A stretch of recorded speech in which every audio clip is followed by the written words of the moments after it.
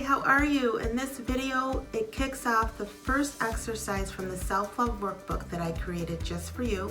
If you don't have yours, go ahead and click the link in the description below to get that. And also you can find information there about free group coaching sessions that I'm going to start offering once a month. So go ahead and check that out as well. The first exercise that we're going to talk about today is scheduling quality time. So stick around, you don't want to miss it.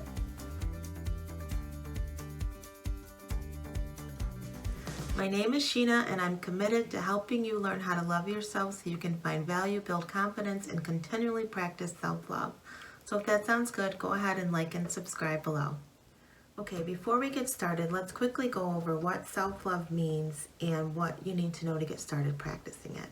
So when you say you have self-love, it means you have a deep, constant affection and approval of yourself that's continual. And in order to work through that, you've got to believe 5 things. And those things are: you accept who God created you to be, you take responsibility for your own life, you understand that when you practice self-love, you are not being selfish, you have a deep desire to understand who you are, and you don't look on the outside of yourself to get your value or worth. So that's just a really quick recap. You can go ahead and watch the video that I put out on what is self-love to get more information about this. So here we go. Okay, the first exercise in the Self-Love Workbook is schedule quality time with yourself.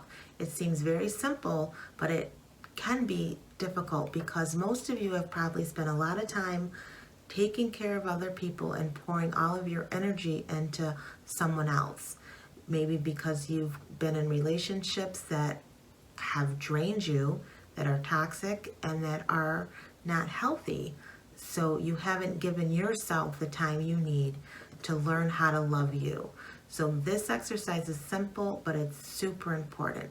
So what you need to do is get out your calendar, whether that's a paper calendar or your calendar on the phone, and schedule time that you're going to work through your workbook. You can't skip this step because life gets busy, and you'll find that you'll download it and you'll have it, but you won't use it. You got to purposely make time for yourself.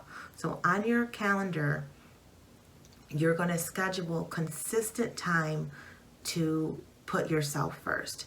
So it's going to say something like, today I'm going to commit to spending time working on my workbook every Wednesday at 6 p.m. Non-negotiable. It's your priority now. It's something that you're going to do for yourself. Why? Because you value who you are. You want to build that confidence. You want to show yourself that you can show up for yourself. So first exercise in the Self-Love Workbook is schedule the time. You know how your schedule works. You know what your flow is. So make sure it's a realistic time if you're a morning person or evening person, afternoon person, whatever works for you, but set the date, the day, and the time, and then go for it. All right, so I'm so glad that you joined me here and you're ready to kick off your journey to loving yourself and scheduling that time.